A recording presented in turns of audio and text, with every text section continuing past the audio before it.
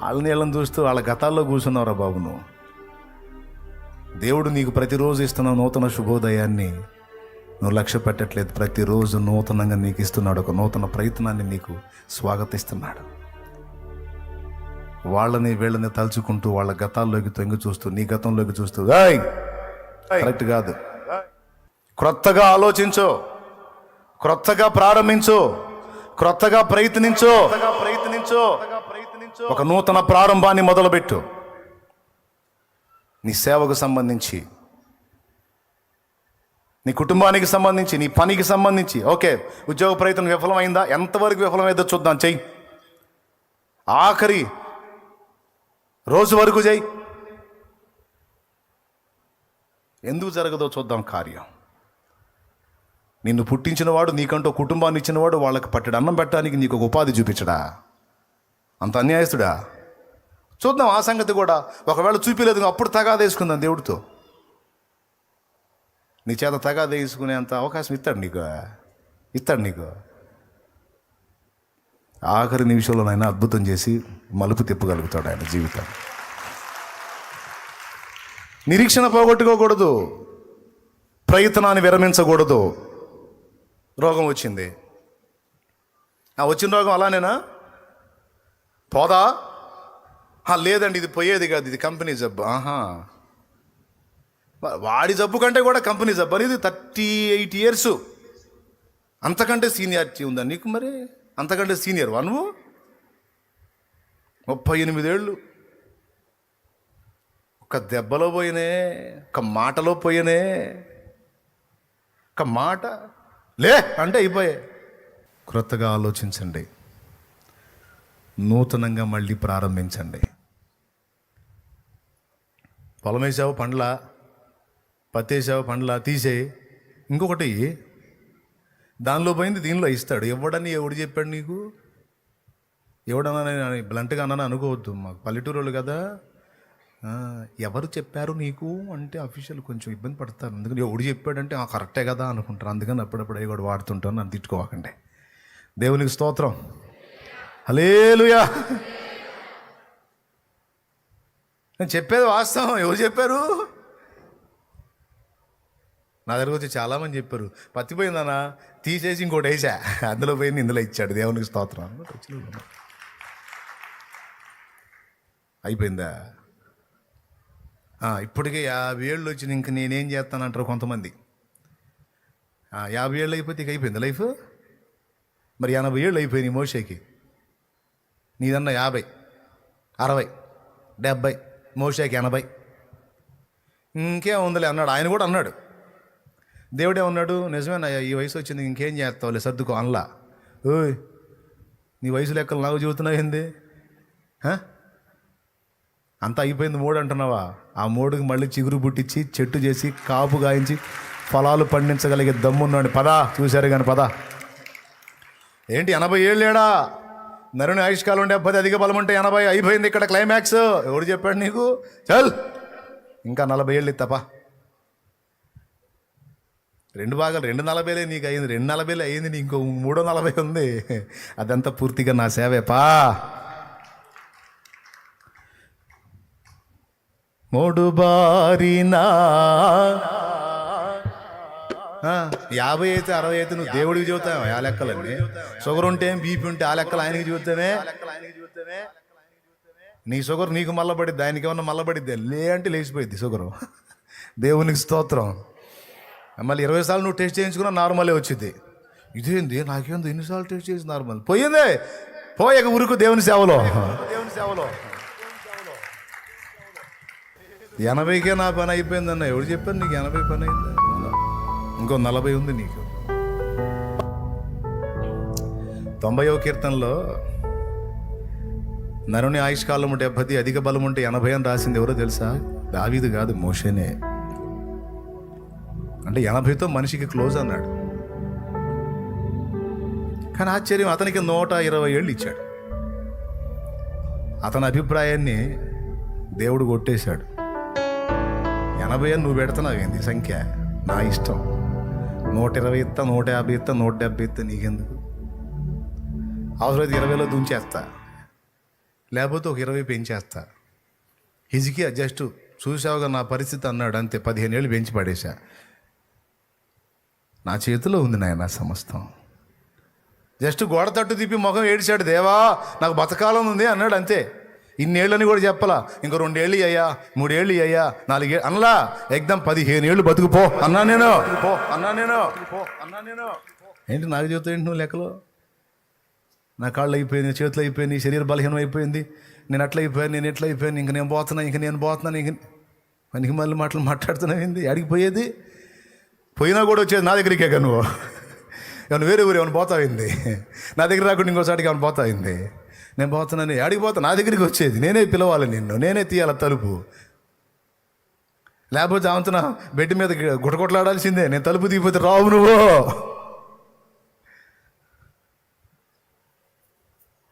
ఎందుకు అయిపోయింది, చాలా టైం పోగొట్టుకున్నా, చాలా లైఫ్ పోయింది, చాలా టైం పోయింది, ఇంకేం చేసేదిలే అని గతంలో కూర్చునే దరిద్రాన్ని మానుకోమని చెప్తున్నాడు పరిశుద్ధాత్మ ఈరోజు.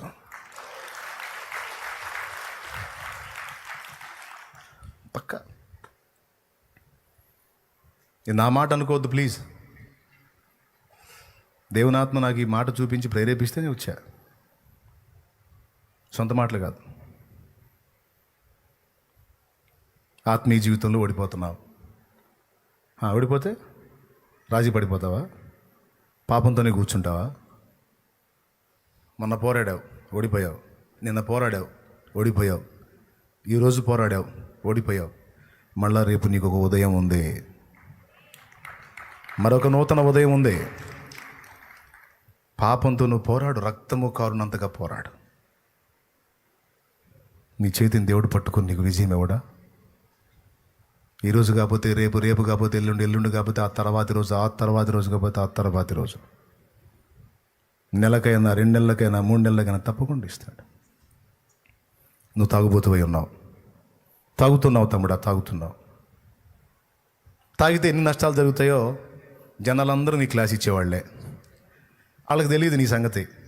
వాళ్ళు కూర్చుంటే తాగుడు వల్ల కలిగే నష్టాలన్నీ నువ్వు చక్కగా ఇంకా వాళ్ళకంటే బాగా చెబుతానని వాళ్ళకి తెలియదు. వాళ్ళేమో వాళ్ళని చూసి చెబుతారు, నువ్వైతే నీ స్వీయ జీవిత అనుభవాల్లోంచి చెబుతావు. తాగి ఎంత పోగొట్టుకున్నావు, ఎన్నిసార్లు మురికాలలో పడ్డావు, పందుల పక్కన ఎన్నిసార్లు వండుకున్నావు, బజ్జీలు అనుకున్న కప్పలు ఎన్నిసార్లు తిన్నావు, అనుభవాలని నువ్వు చెబుతావు ప్రాక్టికల్ లైఫ్లో. స్తోత్రం, హల్లెలూయా. మరి ఫుల్గా తాగి బజ్జీల పొట్లను తీసుకొని వస్తున్నాడు. వాన పడింది బాగా, అంత రొచ్చ గుంట నీళ్ళు ఉన్నాయి, పడ్డాడు, అందులో కప్పలు ఉన్నాయి, బజ్జీలో పక్కబడ్డాయి. ఏం చేస్తాడు? ఓకే, నువ్వు త్రాగుడు బలహీనతలో ఉన్నావు. త్రాగుడు బలహీనతలో ఉన్న వ్యక్తిని కదిలిస్తే పక్కనోడు ఇచ్చే క్లాస్ కంటే డబల్ క్లాస్ ఇవ్వగలడు. ఎందుకంటే వీడిదేమో చూసిన జ్ఞానం, వాడిదేమో పొందిన అనుభవ జ్ఞానం. నా పాయింట్ ఏంటంటే దానిలో నుంచి బయటికి రావాలి అనే ఆరాటం నీకుంది. కొంతమంది త్రాగుడుకు బానిసలు, కొంతమంది డ్రగ్స్కు బానిసలు, కొంతమంది వ్యభిచార పాపానికి బానిసలు, కొంతమంది అశ్లీల చిత్రాలకు బానిసలు. దేవునిలోకి వచ్చి కొంతమంది వెనక్కి వెళ్ళిపోయిన వాళ్ళు ఉన్నారు. అసలు దేవుణ్ణి ఎరగక కొంతమంది ఉన్నారు. నీకు ఒక మాట చెప్తున్నాను, రాజీ పడిపోయావా? ఇక నేను మానుకోలేను, నేను జయించలేను, నా వల్ల కాదు, అది తీసుకోకుండా నేను ఉండలేను, అది చూడకుండా నేను ఉండలేను, అది చేయకుండా నేను ఉండలేను, అది తాగకుండా నేను ఉండలేను, అట్లా ఇంకా ఏమేం బలహీనతలు ఉన్నాయో వాటన్నిటితో నువ్వు రాజీ పడిపోయావా? అట్లయితే నీకు దేవుడిచ్చే ప్రతి శుభోదయం అంధకారమే. దేవుడు ప్రతి ఉదయం నీకు నూతనంగా ఎందుకు ఇస్తున్నాడంటే, నిన్నటి వరకు తాగావు, ఈరోజు కొంచెం క్రొత్తగా ఆలోచించి ఒక క్రొత్త స్టెప్ తీసుకో, ఇక నుంచి ఒక మలుపు జీవితం తిరిగే అవకాశం ఉంది అని దేవుడు నీతో మాట్లాడుతున్నాడు ప్రతిరోజు. ఏమిటా నూతన స్టెప్?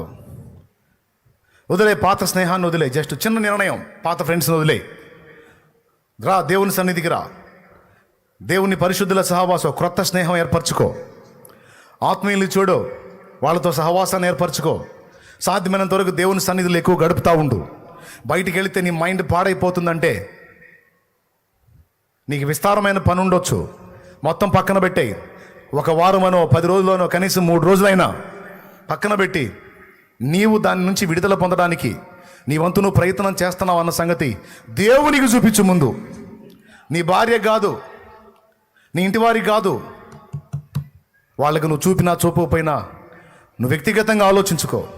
దాని నుంచి నువ్వు బయట పడగోరుతున్నావు కనుక నీకు దాని విషయంలో ఉన్న ఇరిటేషన్, విరక్తి కనపడినట్లు నువ్వు దేవుని ముందుకురా. దేవా, నాకు ఇష్టం లేదు, ఆ దరిద్రంలో ఉండటం నాకు ఇష్టం లేదు, ఆ చెడిపోయిన చూడటం నాకు ఇష్టం లేదు, ఆ డ్రగ్స్ తీసుకోవటం నాకు ఇష్టం లేదు, ఆ త్రాగడం నాకు ఇష్టం లేదు, ఆ వ్యభిచార పాపం జీవించడం నాకు ఇష్టం లేదు, ఆ అక్రమ సంబంధంలో కొనసాగటం నాకు ఇష్టం లేదు. రా దేవుని ముందుకి. ఓపికంటే ఉపవాసం ఉండవు, కాచుకో దేవుని సన్నిధిలో, గోసాడు దేవుణ్ణి. ప్రతిరోజు ఒక నూతన ఉదయాన్ని ఇచ్చే దేవుడు నీ జీవితంలో నీతి సూర్యోదయం కలిగించి నీలో నిగ్రహ శక్తిని మేలుకొల్పి తన ఆత్మ ద్వారా నీకు బలాన్ని ఇచ్చి నువ్వు బలహీనపడుతున్న ఆ పాపాన్ని అధిగమించడానికి తప్పకుండా నీకు శక్తిని ఇస్తాడు. మనుషులు మాట్లాడినట్టు క్లాసులు కాదు దేవుడు ఇచ్చేది. అధిగమించాలన్న ఆశ నీలో ఉంటే దానికి కావాల్సిన బలాన్ని ఇస్తాడు దేవుడు. నా చెల్లి, ప్రయత్నం చేసి చేసి విసిగావా? స్పిరిచువల్ లైఫ్లో పడుతూ లెగుస్తూ. నా తమ్ముడు, ఆత్మీయ జీవితంలో పడుతూ లెగుస్తూ విసుగు చెందావా? రోజు ఇంత అయిపోయింది నా బ్రతుకు అనుకుంటున్నావా? రోజు ఇంత అయిపోయింది, మళ్ళీ రేపు ఒక రోజు ఉంది నీకు. మళ్ళా ప్రార్థనా జీవితంలో ఎదుగుబదుగు లేకుండా ఆగిపోయాను. ప్రార్థన ఒకప్పుడు చేశాను, ఇప్పుడు చేయలేకపోతున్నాను. వాక్యం చదవలేకపోతున్నాను. ఒకప్పుడు ఎంతో ఆత్మీయతలో మండాను, ఇప్పుడు ఎండిపోయాను, చల్లారిపోయాను అని నువ్వు అంటున్నావా? అంటే నువ్వు ఏమన్నా మరణ పడక మీద ఉండి ఈ మాటలు అనుకుంటున్నావా? ఒకవేళ నువ్వు మరణ పడకలో ఉండి కూడా ఈ మాటలు అనుకుంటే అయినా నీకు అవకాశం ఉంది. నువ్వు మరణ పడకలో ఉన్నా సరే నీకు కూడా ఒక సూర్యోదయం ఉంది. మళ్ళీ నీకు కూడా ఒక రోజు పొద్దు పొడుస్తుంది, తెల్లారుతుంది కదా. నీకు కూడా ఒక నూతన దినం ఉందంతే. నువ్వు కూడా దిద్దుకోవటానికి, సరి చేసుకోవటానికి, తిరిగి లేవటానికి, బలం పుంజుకోవటానికి, కోల్పోయిన శక్తిని మళ్ళా పొందుకోవటానికి శాంసన్ లాగా నీకు కూడా అవకాశం ఉంది. దావీదులాగా నీకు కూడా అవకాశం ఉంది. తేడాబడ్డాడు, సింహాసనం పోగొట్టుకున్నాడు, సరి చేసుకున్నాడు, మళ్ళీ ఎక్కాడు. తేడాబడ్డాడు, కళ్ళు పోగొట్టుకున్నాడు, సరి చేసుకున్నాడు, దేవుని శక్తిని వేడుకున్నాడు, శత్రు వినాశనాన్ని ఒక్క రోజులోనే మొత్తం వైనం చేశాడు. ఎవరి కోసం తను పుట్టాడో వాళ్ళ మొత్తాన్ని వైనం చేశాడు. ఆ విజయాన్ని సాధించాడు. ఈరోజు నీకు ఛాన్స్ ఉంది అంటున్నాడు దేవుడు. ఇంకేం చెప్పాలి? ఏవో సంగతుల గురించి ప్రయత్నాలు చేసి విసుగు పుట్టిందా? డోంట్ వరీ, ప్రయత్నం మానొద్దు. నీ ఊపిరి ఉన్నంత వరకు పోరాటం ఆపొద్దు, ప్రయత్నం మానొద్దు. నీకు దేవుడు నూతన క్రియలు సిద్ధపరిచి ఉంచాడు, నూతన జీవితాన్ని సిద్ధపరిచి ఉంచాడు, నూతన జీవాన్ని సిద్ధపరిచి ఉంచాడు. నూతన భవిష్యత్ నీది కాదని ఎవరు చెప్పగలరు? ఇవన్నీ వట్టి మాటలని ఎవడు అనగలడు?